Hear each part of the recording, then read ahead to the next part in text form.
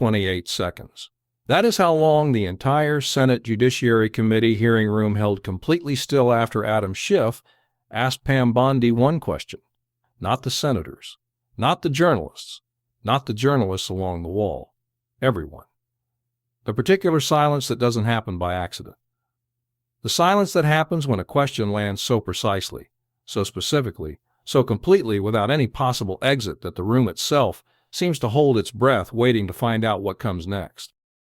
Schiff had been building toward that question for 9 weeks. And Bondi had no idea it was the one she couldn't answer. Here is exactly what happened. The hearing had been running for 2.5 hours.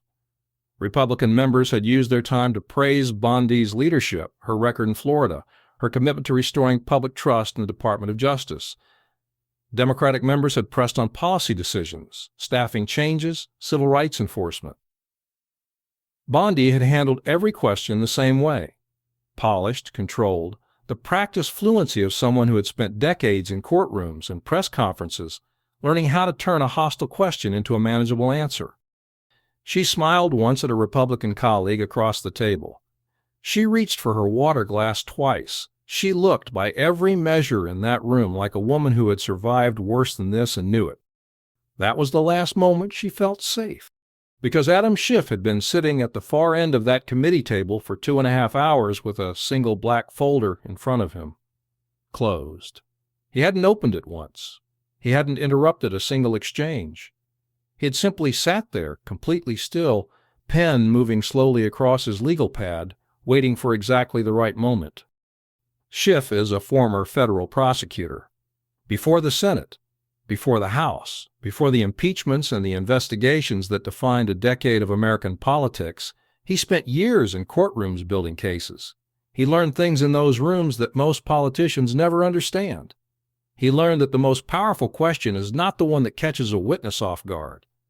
It is the one that catches them after they have already committed, on the record, under oath, to a version of events the next question will make impossible to maintain. He had been waiting 2.5 hours for Bondi to finish committing.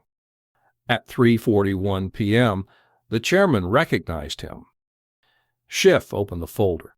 "Attorney General Bondi," he said, and his voice carried the measured calm of someone who has been in this exact position before and knows precisely how it ends. "I want to start with something you said earlier in this hearing.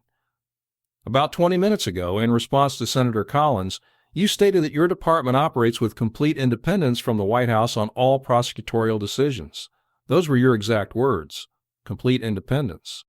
Bondi's expression stayed composed. She had said it. She stood by it. "Is that still your testimony?" Schiff asked. "It is," Bondi said. Schiff nodded once. He reached into the folder and produced a single document. He set it on the desk in front of him without urgency, without drama. The way someone places something they have been carrying for 9 weeks and are finally ready to put down. This is an internal Department of Justice communication log, dated between January 15th and March 22nd of this year. It documents 23 separate communications between your office and the White House Counsel's office. All 23 of them occurring during the same period in which 3 significant prosecutorial decisions were made by your department. He looked up. "Can you tell this committee what those 23 communications were about?" 2 seconds of silence. "Senator, communications between the Department of Justice and the White House Counsel's office are a routine part of interagency coordination that."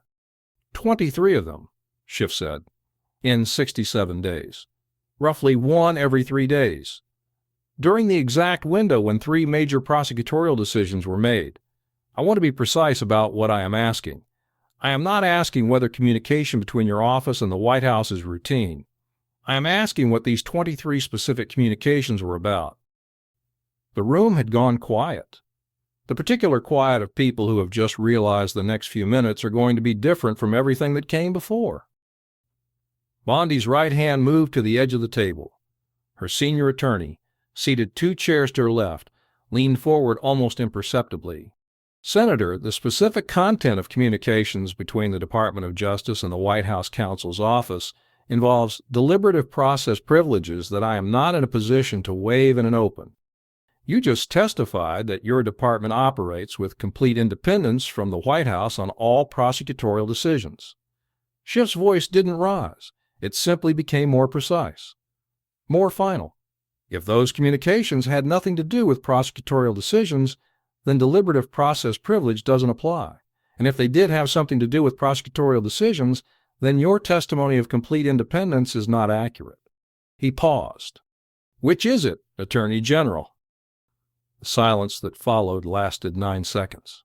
A Republican member who had been defending Bondi throughout the morning suddenly found something very important to study in his own notes. 2 journalists in the gallery stopped typing simultaneously. A staffer behind Bondi leaned forward and then caught himself and sat back. Bondi reached for her water glass, set it down without drinking. Her hands returned to the table and pressed flat against the surface. Senator, I stand by my testimony that the department operates with independence on prosecutorial matters. The communications you are referencing involve a range of topics that I cannot characterize in full in this setting. A range of topics, Schiff repeated. He said it without inflection. Just let it sit in the air. He reached into the folder again. He produced a second document. This is a calendar entry from your office. March 3rd. It documents a meeting at the White House. Attendees listed include you, your Chief of Staff, the White House Chief of Staff, and the White House Counsel. Duration, 47 minutes. The subject line of the calendar entry reads, Case Review and Strategic Alignment. He set it down. Case Review and Strategic Alignment. Attorney General Bondi, can you tell this committee what cases were reviewed at that meeting and what strategic alignment means in the context of your department's prosecutorial independence? 4 seconds. Senator, that meeting involved discussions of department priorities and interagency coordination that are protected by executive. Case Review. Schiff said, those are your office's own words, not mine. Your calendar entry, your subject line. Case Review. At the White House, with the White House Chief of Staff and White House Counsel present. He looked directly at her. You testified 20 minutes ago that your department operates with complete independence from the White House on all prosecutorial decisions. Your calendar shows a meeting at the White House described as case review and strategic alignment. I want to give you one more opportunity to reconcile those two things. 28 seconds of silence. Every camera in the room had repositioned. Every journalist had stopped filing. Every senator on both sides of the aisle had gone still. Because 28 seconds of silence from an attorney general in response to a question about her own calendar entry is not a pause. It is not a memory lapse. It is not a procedural question about privilege. It is an answer. And everyone in that room, every journalist, every staffer who had spent the morning asking their own questions, understood in those 28 seconds exactly what kind of answer it was. Bondi finally spoke. Her voice had changed. The composure was still there, technically, but something underneath it had shifted in a way that couldn't be shifted back. Senator, I want to be very clear. The Department of Justice makes its prosecutorial decisions based on the law and the facts. Full stop. The meeting you are referencing involved discussions that are protected by executive privilege, and I am not going to characterize their content in this setting. You just described the subject of that meeting in your own calendar entry, Schiff said quietly. Case review and strategic alignment. You wrote those words. Your office wrote those words. They are not my characterization. They are yours. He closed the folder. Attorney General Bondi, I want to ask you one final question, and I want you to understand that this question and your answer are now part of the permanent congressional record. He looked at her. At the March 3rd meeting at the White House, the meeting your own calendar describes as case review and strategic alignment. Were any specific active or pending cases discussed? The room held completely still.